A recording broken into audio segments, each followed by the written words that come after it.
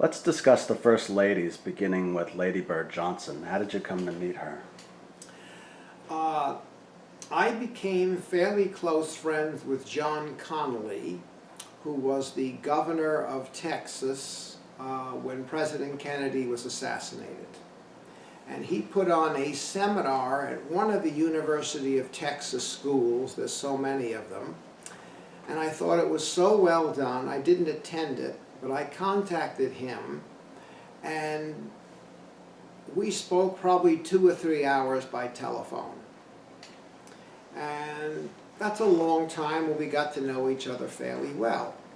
He came out to California, we had dinner together, and he said, you know, you would, because you're interested in the Johnson administration, he had moderated a seminar where he got together all of President Johnson's friends and close associates, and went around the room gathering anecdotes from all of them. And he said, something you would really enjoy is Ladybird Johnson's new book, A White House Diary. And so taking his advice, I read it, and it was fascinating. And one of the things that was really interesting about it was that in order for Ladybird Johnson to see President Johnson during the working day, she had to write a memorandum to his secretary and get an appointment. Imagine a wife having to get an appointment with her husband. That's unbelievable. Obviously, she talked to him at night in the bedroom, but during the day, she had to get an appointment. I read the book, and it was fascinating, because she went into this kind of details. Of course, she described the horror of being a first person at the Kennedy assassination. She went into a lot of detail. So, because John Connally and I were friends, he called her and mentioned that I would be calling, and I did. And we did a phone interview regarding A White House Diary.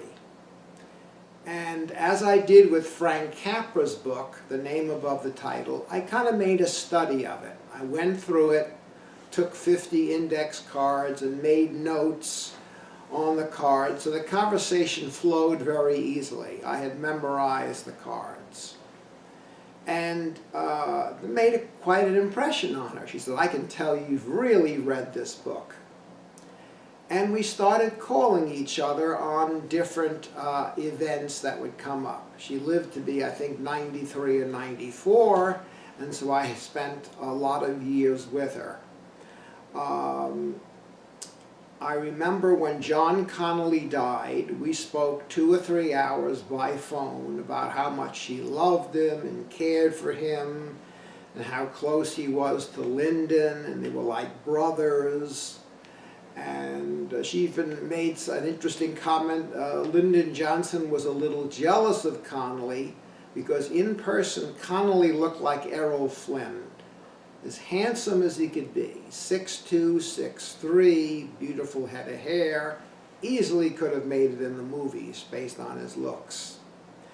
And one day she called me up and said, look, I travel around to high schools in Texas and I talk about my book. And normally the teacher who interviews me has a busy schedule and is inundated with papers to grade. How about if we did this? All the classes have speakerphones. Could you get on a speakerphone, interview me for, say, 45 minutes about the book, and then we'll open it up for questions. And so we did that with a number of high schools in Texas. And we did meet each other in person, and you can see that picture. And it was a really, I don't want to call it a loving friendship, but a close friendship. And we spent a lot of time by her explaining to me why her husband, a devout Southerner, a Texan, was so sympathetic to the plight of African Americans and Latino Americans. I said, Mrs. Johnson, your husband was a Texan. He was supported by Brown and Root, the very wealthy Texas oil people. For what possible reason would he risk his political future to support civil rights? As a matter of fact, I said, isn't it true that the Southern senators who he grew up with said, Lyndon, if you do this, the Democratic Party will lose the South for the next 100 years. She told me a very interesting story. She said Lyndon, before he became a politician, was a school teacher in a very, very poor school. And she saw the way the kids had the worst textbooks, classrooms that had no heating or no air conditioning, desks that were 100 years old, books that were published in 1902, and she said there was absolutely no equity. Southerners used the terms separate but equal, and that had absolutely no meaning. They were separate, but they were far from equal. And it made a great impression on him. Why did these people who were American citizens, born here in the United States, have to put up with those conditions?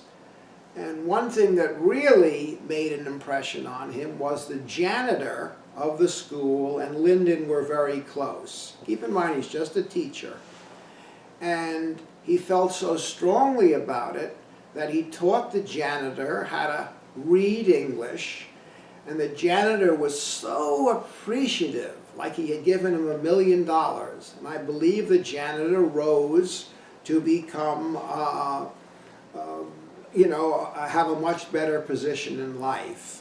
But the way she talked about his empathy for the so-far forgotten people was so important to me, because I must admit I am sympathetic toward that kind of behavior, that she made him come alive for me. Who would know Lyndon Johnson better than his wife? She even told me the story. She said, you know, without my father, Lyndon wouldn't have been a politician. I said, your father? Yeah, she said, when Lyndon first ran for Congress, he didn't have 10 cents. So my father loaned him $10,000 in order to finance his first campaign. He won, and he went from there. Without the $10,000, you can't mount a campaign on $50, which is about what he had. So there are hours and hours of tapes of Mrs. Johnson and I talking. And she is such an easy person to talk to, an easy person to get along to, and no matter how high they rose in society, and they rose as high as you can get, they both had this endearing empathy for those who are disenfranchised and never had a fair chance at the American dream. So Lyndon Johnson, I got to know Lyndon through Ladybird. She even arranged for me to interview Linda Bird, who was married to Governor Robb, and she explained the relationship we had, and Linda Bird gave me a wonderful interview. It was about a book on Johnson, and for some reason Lucy would not do that. Why, I have no idea. And I got to know other associates of Johnson through her. Once she made the phone call, the door was wide open. I'm talking about George Reedy and George Christian and a lot of his cabinet members. So I had a very, very satisfying relationship with Ladybird. I don't want to put it on a par with Margaret Chase Smith, nothing like that. But we spoke maybe a dozen times, and they were long, long conversations. Could you understand, after talking to her, why she was a good match for Lyndon? Yes, I did, because Lyndon was a workaholic. He had a massive heart attack in 1955, I think, that almost killed him. And I think without Ladybird putting him on a schedule, slowing him down, he would have been dead in a year. He didn't have a time parameters. He might call a secretary at 3 in the morning and start dictating a memo if it was on his mind. So he had no conception of time. He reminded me of Howard Hughes. Howard Hughes never wore a watch. So if he wanted to speak to you at 4 in the morning, he would call you and say, Kevin, I'm ready to go with a memo. And Johnson was the same way. And he would have 4 televisions going on at once in the White House, taking it all in. And the other thing she did for him was she would critique his speeches in writing, and I think he took those criticisms more strongly than his own staff. So he really felt she was an equal, and they were a wonderful partnership, and they worked together very nicely. When he would get really depressed, for example, he felt he should not run in the '64 election. Bobby Kennedy was out to get him. They were going to throw him out. He prepared a resignation speech, and she sat him down and said, Lyndon, you're overreacting. The public's behind you. Don't worry about it. And whether he was putting on an act for sympathy, I don't know, but she was the moderating force in his life. He was a charging bull, and she was the one that would pull him back. And it was a wonderful partnership, and they were married a long time. How did you come to meet Rosalind Carter? Rosalind Carter was fairly easy. Rosalind Carter wrote a book, I think, called The Lady from Plains. And we were doing the reviewing stand. I sent a copy of it to the Carter Library. And very quickly they responded. I think the fact that we had in there an interview with President Carter, keep in mind she's long out of the White House, and one with Nancy Reagan meant a lot. Rosalind Carter, the first time I met her, surprised the heck out of me. Your first impression of her within the first 5 minutes is this is a kind of a country hick. She talks like a country girl. Your first impression is that what is she doing as the First Lady? It was incredible. Do you mean by her accent or by the things she said? Both. Both. And she tells a story, and I'm sure she told it a number of times, and she was thrilled telling it. The story goes like this. Governor Carter decided to run for president. I think his name recognition across the country was maybe 1%. People in Georgia knew him, but I don't think any other state ever heard of Jimmy Carter. I know I didn't. I was a political junkie. Never heard of him. She would go knocking on doors with a country friend of hers, whose name I don't remember, and she would say, can I have 5 minutes with so-and-so? And sure. And the person, let's say it's a Democratic Party chairman of South Carolina. And she'd walk in, dressed nice with her friend, and she said, my husband is running for president. And the chairman would look and, president of what? And she encountered that each time, president of General Motors, president of a cannery, president of what? Had no idea what he was running for president at. That's how low a name recognition he had. And she told that story with such a thrilling reaction, laughing and joking, and she really came across as a country gal. But she was a very active First Lady, wonderful partner for Jimmy, thought the world of him. She thought the sun rose and set on Jimmy Carter because he was not only a peanut farmer, but he worked on nuclear submarines with Admiral Hyman Rickover. Rickover is as big in nuclear submarines as Ralph Nader is in consumer affairs. He was the man. So she thought her husband was kind of on Mount Olympus, that he could deal with Hyman Rickover, and had a lot of contact with him. That impressed her. But she devoted a lot of her energies to mental illness. Every first lady has a cause. Rosalind's was mental illness. Evidently there was somebody in her family or somebody she knew who had it, and she campaigned tirelessly for the rights of the mentally ill. And she told me a funny story. President Carter probably has written 15 or 20 books, and the only time they didn't get along was when they collaborated on a book together. She says that was actually hell to work with him every day on a book together, which I thought was, quite interesting. They each have their own assistants, and she gave us a tour of the library with great pride. And she and Jimmy went around the world monitoring elections. He considered her a full partner. Sometimes you have a president, like President Kennedy, I think Jacqueline Kennedy never got involved in any political policy issues.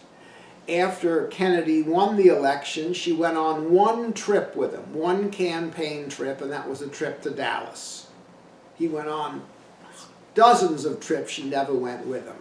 But their son Patrick had just died, they were very close, so the one trip she goes with him is the fatal one. Rosalind went everywhere with Jimmy, and he is a true feminist. He believes that men and women are absolutely equal, and it's interesting, I saw them sitting together talking. The interview is over, he comes in the room, and Mom and I are getting our camera stuff ready, and I'm slowly getting it ready so I can take in their conversation.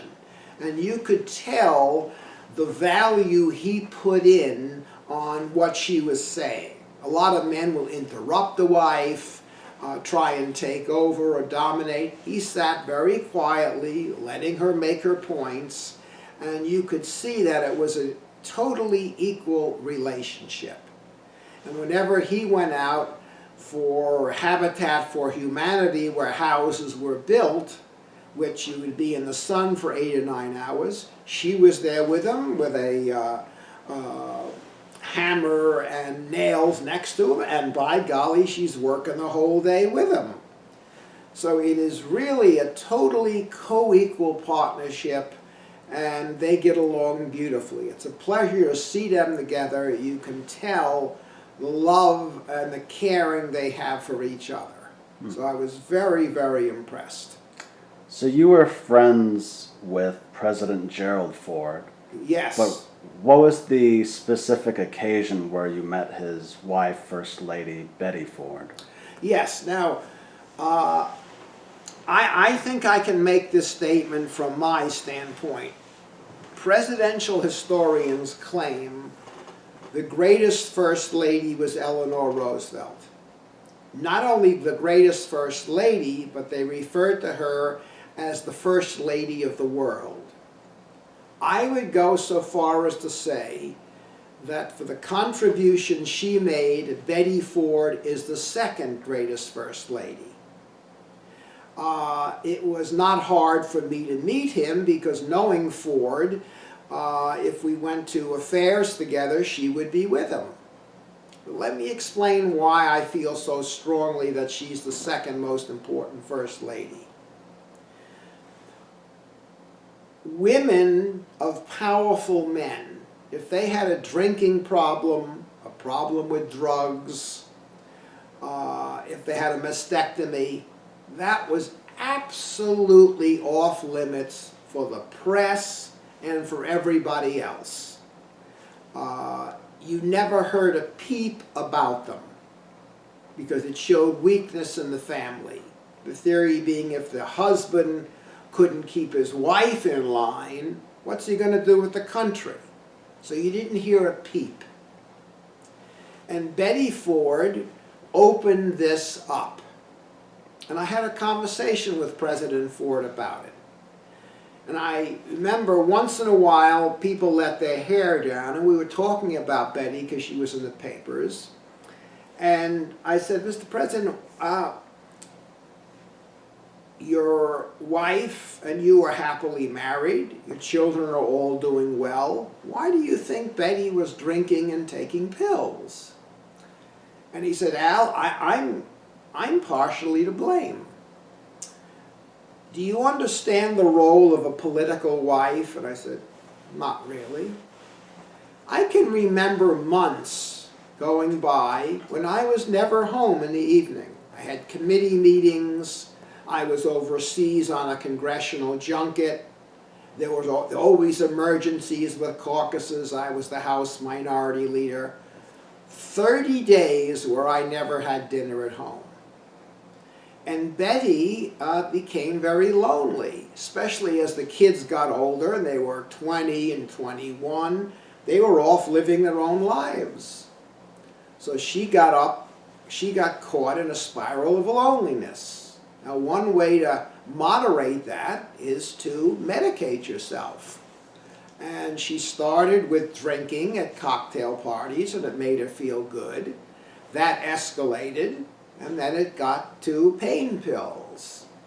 Now, every other First Lady, and I don't know any that indulged in that, I know Jacqueline Kennedy took methamphetamines because she only took a couple of times, so I don't know if it's worth going into. When she went to the inaugural party, she had been up all night and said to President Kennedy, I can't move, and we have 3 more parties to go to. And he said, try these amphetamines, they'll make you less tired. And of course it worked the first time. Other than that, I don't know anything about other First Ladies. But Betty Ford fell into the trap of political wife loneliness. And she started drinking and she started taking pills. Any other First Lady, that would have been covered up. They would have said she was sick or because she couldn't make certain dinner parties. She was drunk. And they had an intervention, but at that time there were no places to go. There was no Betty Ford Center, there were no rehabs, and imagine checking the First Lady into a rehab. How do you hide her? She's the First Lady. So the only thing they could do was take her to Long Beach and keep it quiet. There was a kind of a drunk tank for naval officers and people like that. Betty Ford said, there's got to be millions and millions of women across the country, even across the world, who feel the way I do about this. Not that the husband is president, but he's a very big businessman and he's home once a week. The kids are gone, and there's just so much card playing and mahjong you could do. So she, with great courage, opened up her whole life story to everybody. I am an alcoholic. I abused pain pills, and it was a revelation in the media that was absolutely unbelievable. And she got a lot of criticism from other women in high places who said, how could you open yourself up to that?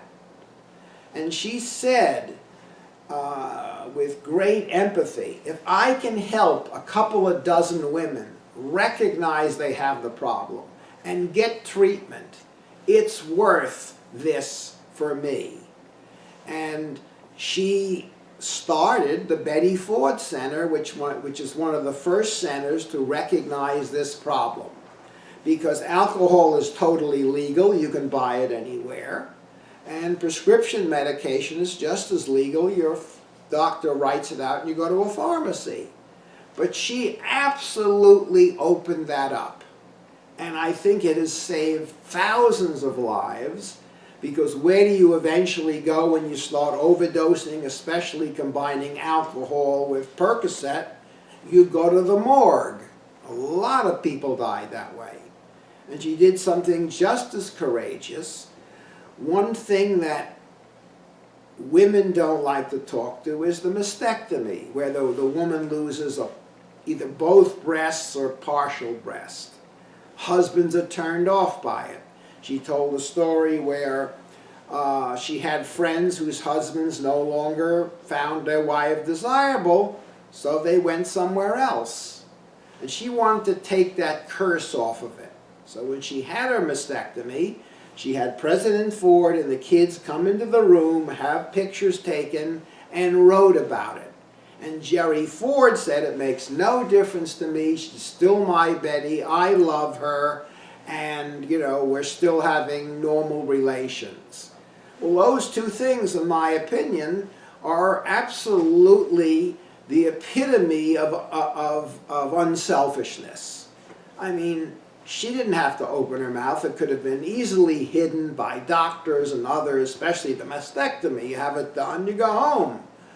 But she put the country, and not so much before party, but before herself.